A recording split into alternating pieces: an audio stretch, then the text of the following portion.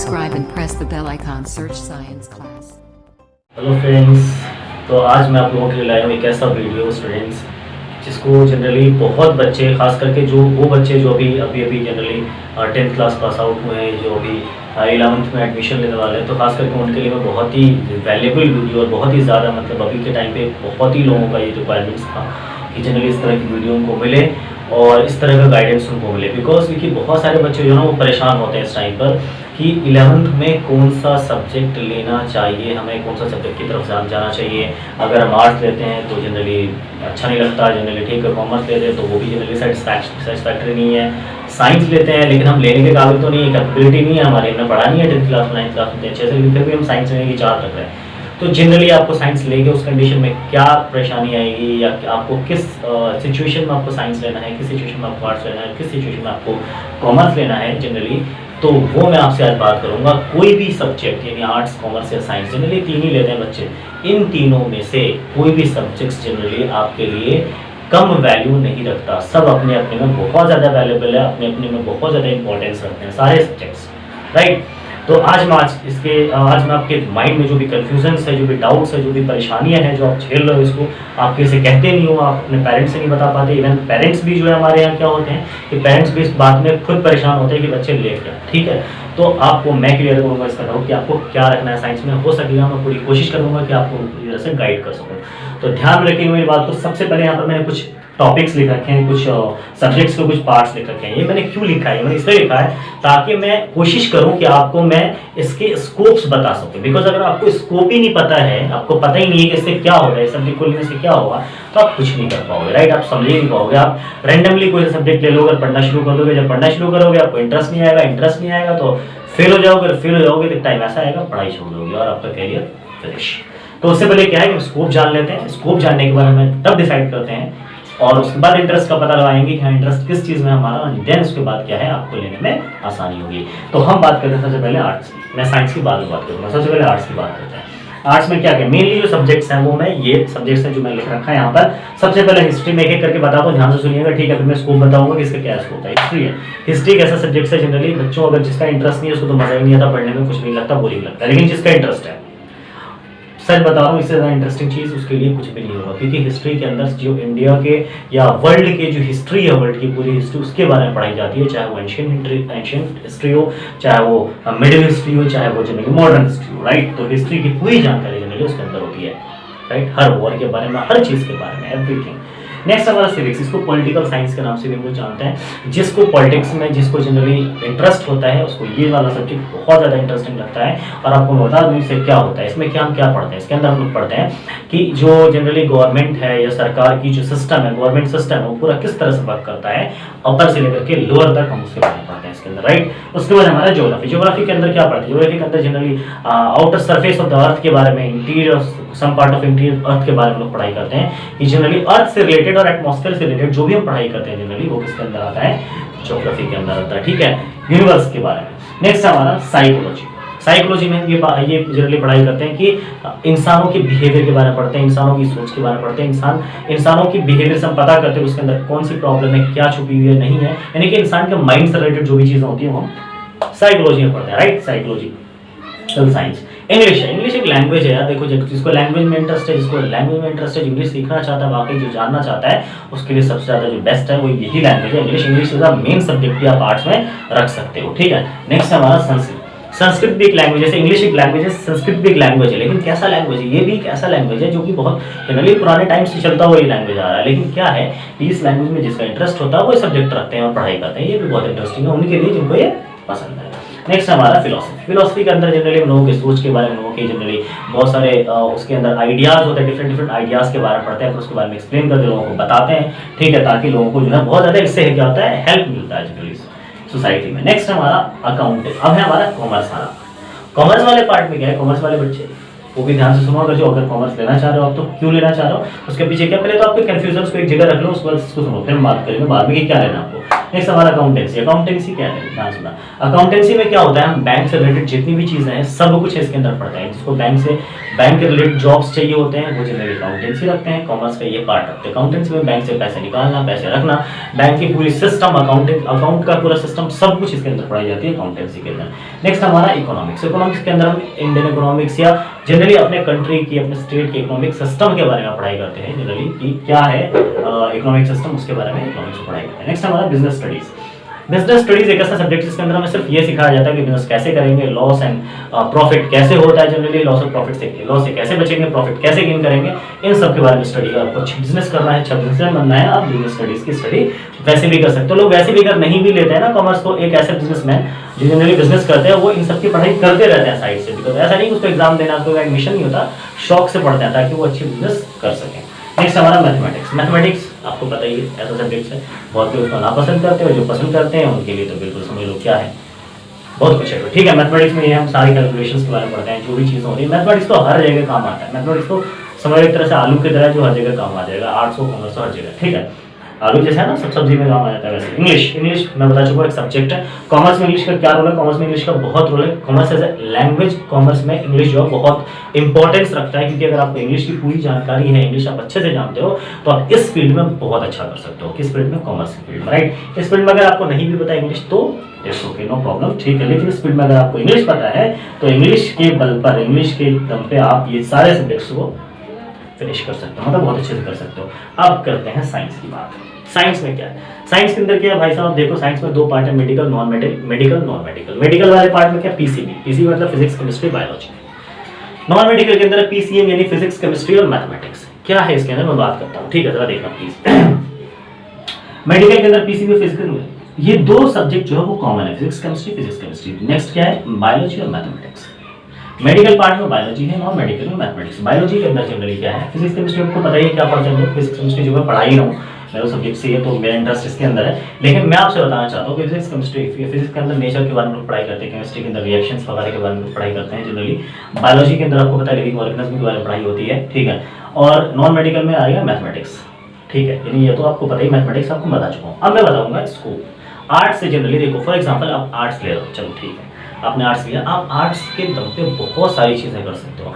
आप आर्ट्स से जनरली लोग डिफेंस में जाते हैं, लोग जनरली आईएएस ऑफिसर की तैयारी करते हैं, लोग कोई भी गवर्नमेंट सर्विसेज जो होती है जनरली वो लोग आर्ट्स ही लेकर के करते हैं। क्यों, इसके पीछे बहुत सारी वजह है, बहुत सारी रीजन है। क्यों, सोशल गवर्नमेंट जो सेक्टर्स हैं और सोशल वो सर्विसेज हैं, उन सब में लोग क्यों जाते हैं। इसमें एक और आता है जनरली, सोशियोलॉजी भी आता है। सोशियोलॉजी के अंदर क्या पढ़ते हैं हम लोग, जनरली सोसाइटी के बारे में, सोशल वर्क्स के बारे में पढ़ाई करते हैं। खैर, तो आर्ट्स लेकर के क्या है, जितने भी डिफेंस हो गए, आईएएस ऑफिसर्स हो गए, जितने भी जो सर्विसेज होते हैं, गवर्नमेंट सर्विसेज होते हैं, लोग इसको पढ़ करके ही करते हैं। क्यों, क्योंकि ये एक्चुअली क्या है कि इसमें पढ़ना थोड़ा कम पड़ता है, नॉलेज बहुत वास्ट है, बट पढ़ना कम पड़ता है, बर्डन थोड़ा कम होता है, प्रेशर थोड़ा कम होता है, तो लोग आराम से दूसरे फील्ड में काम कर पाते हैं इसके बेस पर, और आर्ट्स लेकर के बहुत अच्छा कर लेते हैं, राइट। तो आर्ट्स का ये स्कोप है, क्लियर है चीज। उसके बाद हम बात करते हैं कॉमर्स। कॉमर्स में क्या होता है भाई, कॉमर्स के अंदर क्या है कि वो सारे लोग जो बैंकर्स बनना चाहते हैं, बैंक में इंटरेस्ट रखते हैं, वो लोग जिनको बैंकिंग का जॉब बहुत अच्छा लगता है कि नहीं यार मुझे वो प्रोफेशन बहुत अच्छा लगेगा, चलिए, तो उन सारे जो रिलेटेड जो लोग होते हैं, जो उन सब चीज़ों में इंटरेस्ट रखते हैं, वो सब जनरली कॉमर्स लेते हैं। जिनको इकोनॉमिक्स बहुत अच्छी लगती है, जिनको अपने कंट्री का इकोनॉमिक सिस्टम समझना होता है, वो ये सब्जेक्ट रखते हैं। बिजनेस में बहुत ज़्यादा इंटरेस्ट है किसी को, अगर बहुत ज़्यादा चाह रहे नहीं यार मुझे बिजनेसमैन बनना है, या किसी की फैमिली की बिजनेस है उसको आप आगे बढ़ाना चाह रहे हैं, तो वो जनरली कॉमर्स ही लेते हैं, बिकॉज उनको अपना फ्यूचर समझ में आ जाता है कि मुझे क्या करना है, देन वो सिलेक्ट करते हैं कॉमर्स। तो कॉमर्स भी कोई कम ऐसा नहीं है कि कोई जनरली इसको बहुत ही लो तरीके इसको भावना, तो ऐसा कुछ नहीं है। ये भी अपने आप में बहुत इंपॉर्टेंस रखता है। जो बड़े बड़े ऑफिसर्स होते हैं जनरली, अब जैसे आर्ट्स था, तो आर्ट्स में क्या लोग बड़े बड़े वकील बन जाते हैं, जज बन जाते हैं, वो कैसे आर्ट्स पढ़ के ही बनते हैं ना, ठीक है। इस तरह से जनरली ये है हमारा, ये भी इस तरह से वही है कि बड़े बड़े बैंकिंग के, देखो बैंक सेक्टर्स में बहुत बड़ी बड़ी जनरली पोजीशंस होती हैं, तो उस पर लोग जाने के लिए वो कॉमर्स ही लेते हैं जनरली, ठीक है। अकाउंटेंट बनना है आपको, क्या जनरली सीए बनना है, चार्टर्ड अकाउंटेंट, तो ये सब कॉमर्स वाले ही कर सकते हैं, राइट। उसके बाद साइंस की बात करते हैं। मैं साइंस के दोनों चीज़ बताऊंगा कि कुछ बच्चे जो है वो साइंस क्यों लेते हैं, क्यों लेना चाहते हैं, और लेते हैं तो क्या नुकसान होता है अगर नहीं ले पाते हैं, ठीक है। तो हम बात करेंगे जनरली। तो साइंस में क्या है, मेडिकल नॉन मेडिकल दो, राइट, ठीक है। चलो, अगर किसी ने सोचा कि यार साइंस लेते हैं हम लोग, ठीक है, कोई बात नहीं है, वो कैपेबल नहीं है। सुनना पहले ध्यान से, मैं वो बताऊँगा पहले लॉस जिसमें होता है। मान लो हम कैपेबल नहीं है, हमने क्या किया, मार्क्स भी कम है हमारे 10th क्लास में, लेकिन फिर भी हम ज़बरदस्ती नहीं, मुझे साइंस ही लेना है, क्योंकि इंटरेस्ट नहीं है अंदर से, डर है कि लोग क्या सोचेंगे। अगर मैं लोगों को बोलूँगा कि आर्ट्स लेना मुझे, कॉमर्स लेना मुझे, तो लोग मुझे ना लो समझेंगे, अच्छे मतलब अच्छा स्टूडेंट नहीं समझेंगे, इंटेलिजेंट नहीं समझेंगे लोग मुझे, सोचेंगे अरे यार ये तो ऐसे ही साइंस नहीं रखा, मतलब साइंस को लोग बहुत ही हाई लेवल का समझते हैं। देखो भाई ऐसा नहीं है, ठीक है साइंस है, इंटेलिजेंट लोग ही लेते हैं साइंस, क्योंकि जिनको अपने ऊपर पूरा भरोसा होता है वही लेते हैं साइंस, राइट। साइंस सब्जेक्ट्स ऐसा है कि आपको सिर्फ इसलिए इसको बहुत ज़्यादा माना जाता है बिकॉज इसमें मेहनत आपको बहुत ज़्यादा करनी होती है, राइट। क्योंकि इन तीनों में सबसे ज़्यादा मेहनत है वो साइंस में करना होता है, इसलिए चैलेंजिंग बहुत है डियर साइंस, ठीक है। लेकिन ये है कि हम जनरली दूसरे के इन्फ्लुएंस में आकर के, किसी और के इन्फ्लुएंस, मतलब हम साइंस ले लेते हैं और ये सोच करके अपने आप में क्या लोग क्या कहेंगे, हम क्या है बहुत ज़्यादा जनरली।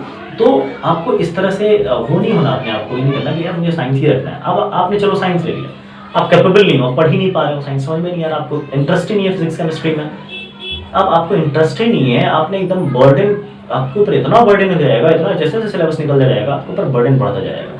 पहला एग्जाम होगा, फेल हो जाओगे, जैसे ही फेल हो गया आपका जो जनरली आपको जो पूरी तरह से डिमोरलाइज हो जाओगे, आप बिल्कुल पूरी तरह से डिसअपॉइंट हो जाओगे, आपकी क्या करो यार अब तो समझ में नहीं आ रहा। उसके बाद फाइनली आपको या तो स्ट्रीम चेंज करना पड़ेगा या फिर आप पढ़ाई ही, यानी most of the students 40% students ऐसे होते हैं जो पढ़ाई ही छोड़ देते हैं वहाँ पर, कि अब तो 1 साल बर्बाद हो गया, आप पढ़ाई करके क्या होगा।